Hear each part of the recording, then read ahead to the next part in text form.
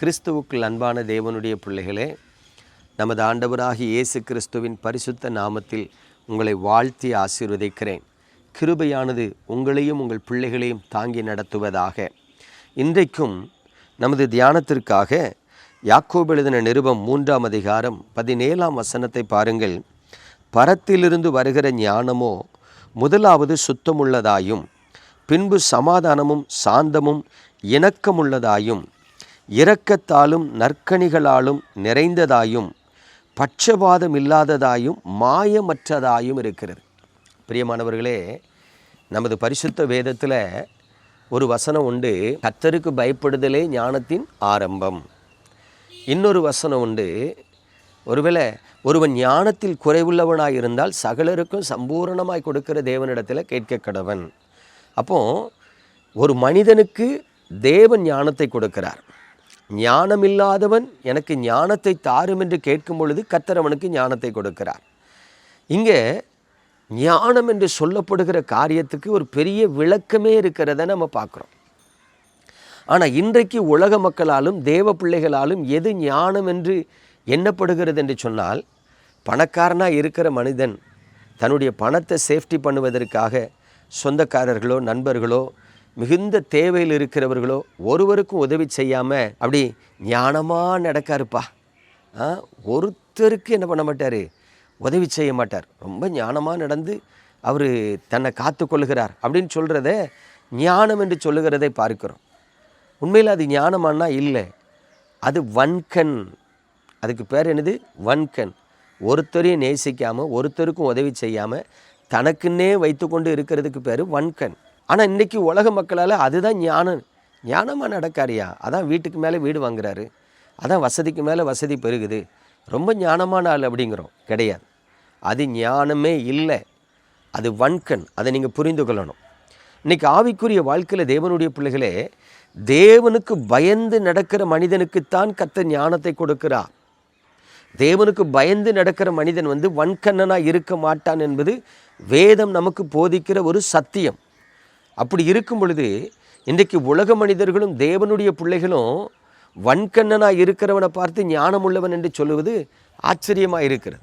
அது மட்டுமல்ல, உலக பிரகாரமாக ஒரு பிள்ளை நல்லா படித்து மனப்பாடம் பண்ணி தேர்வு எழுதி நல்ல மதிப்பெண் வாங்கிட்டாங்கன்னா அந்த பிள்ளைக்கு ஞானத்தை பாருப்பா, அந்த பிள்ளை எவ்வளோ ஞானமாக இருக்குது அப்படின்னு சொல்லி நம்ம பாராட்டுறோம்.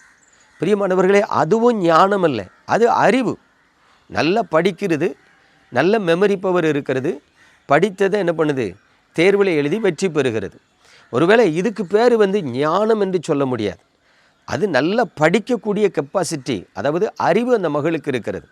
ஒருவேளை அதை ஞானத்தோடு ஒப்பிட முடியாது. ஞானம் வேறு, அறிவு வேறு என்பதை நீங்கள் புரிந்து கொள்ள வேண்டும். அறிவு என்பது படிப்பதினால் ஒரு மனிதனுக்கு உண்டாகிறது அறிவு. ஒரு காரியத்தை கற்றுக்கொண்டு அவன் வளர்ச்சியில் தேர்ச்சி அடைகிறது, அறிவு உண்டாக்குகிறது. ஆனால் ஞானம் என்கிறது தேவனால் தேவனுக்கு பயப்படுகிறவர்களுக்கு அருளப்படுகிறது. அதை குறித்து தான் இங்கே வேதம் மிக திட்டமாய் சொல்லுகிறது. பரத்திலிருந்து வருகிற ஞானமானது எப்படிப்பட்டது பாருங்கள், அழகாக ஒரு டெஃபினிஷன் இருக்குது. அது சமாதானத்தை உண்டு பண்ணுகிறது, அது சாந்த குணம் உள்ளதாக இருக்கிறது, இணக்கமுள்ளதாக இருக்குதான். இணக்கமுள்ளதுன்னு என்னது?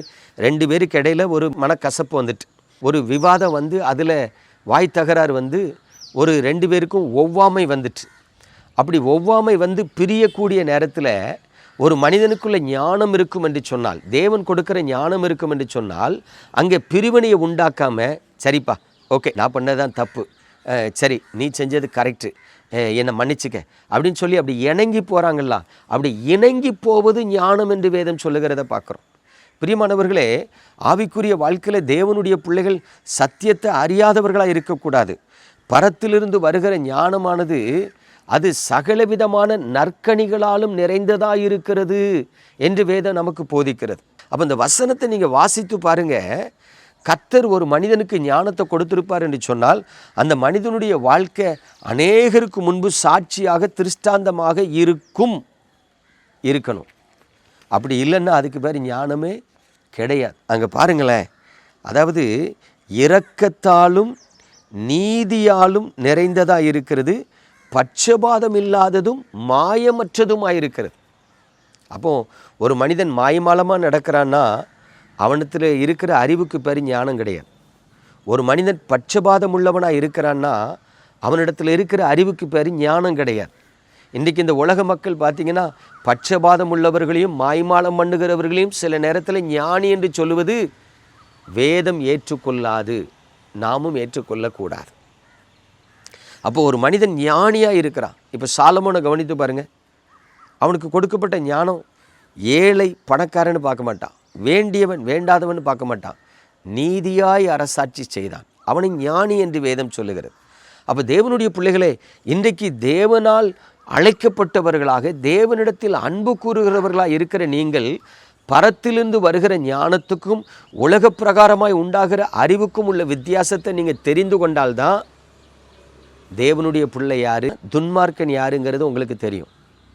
ஏன் சொல்கிறேன்னா, இன்றைக்கி உண்மையிலேயே இந்த உலகத்தில் சில துன்மார்க்கர்களை ஞானின்னு புகழுகிறத பார்த்து வேதனைப்படுகிறேன். ஆனால் பரத்திலிருந்து வருகிற ஞானம் சமாதானத்தை உண்டு பண்ணுகிறது, இணக்கத்தை உண்டு பண்ணுகிறது, பட்சபாதம் இல்லாமல் இருக்கிறது, மாய்மாலம் இல்லாமல் இருக்கிறது, சகலவித நற்கனிகளால் நிறைந்ததாக இருக்கிறது. அதுதான் தேவன் கொடுக்கிற ஞானம். ஆனால் இன்றைக்கி உலகத்தில் பாருங்கள், அப்படிப்பட்டவர்களை தான் நம்ம பைத்தியக்காரன்னு சொல்லுகிறோம். பிரியமானவர்களே, இதுவரைக்கும் தேவனுடைய பிள்ளைகளாகி நீங்களும் இப்படி ஒரு மாறுபாடான வாழ்க்கை வாழ்ந்திருந்தா இன்றைக்கு நீங்கள் மனம் திரும்பி இனி தேவனுக்கு பயந்து ஞானமாக நடக்கிறவர்களை பைத்தியக்காரன் சொல்லாதபடிக்கும், தேவனுக்கு பயப்படாமல் துன்மார்க்கமாய் ஜீவிக்கிறவனை ஞானி என்று சொல்லாதபடிக்கும் உங்களை காத்து கொள்ளுங்கள் என்று இயேசுவின் நாமத்தில் புத்தி சொல்லுகிறேன். நம்ம ஜெபிப்போமா? எங்கள் அன்பின் பரலோக தகப்பனே, பரிசுத்தமான இந்த கால வேளைக்காய் ஸ்தோத்திரம்.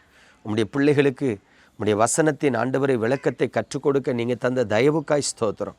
உங்கள் நாமத்தில் உமது பிள்ளைகள் ஞானம் உள்ளவர்களாய் வாழ, ஞானத்தின் பிள்ளைகளாய் வாழ்ந்து உங்கள் நாமத்தை மகிமைப்படுத்த நீங்கள் கிருபை செய்ய வேண்டுமா ஜெபிக்கிறேன். உம்முடைய ஆசீர்வதிக்கிற கரம், பாதுகாக்கிற கரம் உமது பிள்ளைகளோடு இருந்து எல்லா தீமைக்கும் அவர்களை விலக்கி காத்து கொள்ளட்டும். ஆண்டவரே, நன்மையினாலும் கிருபையினாலும் இரக்கத்தினாலும் முடிசூட்ட வேண்டும் என்று இயேசுவின் நாமத்தில் ஜெபிக்கிறேன் நல்ல பிதாவே, ஆமென்.